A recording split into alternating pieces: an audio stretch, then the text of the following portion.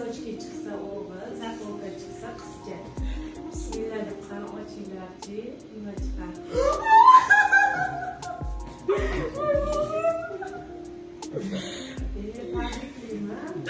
Azizlar, assalomu alaykum barchaga. Xudo xolasa mana ikkinchi homiladorlikka oyijonisi homiladorlar o'zi 13 haftalik chiqdi.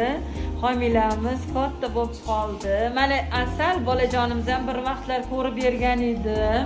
Endi ko'ramiz shu farzandingizdan keyingisi qizmikan, o'g'ilmikan? Bitta o'g'illari bor. Mana endi ikkinchisiga nima chiqarkan? Yo nasochka chiqardi, yo zakolka. Birinchi marta nasochka topib ketgandilar. Mana o'g'il tug'ildi. Endi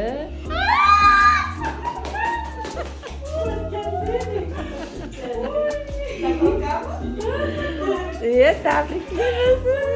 Chika.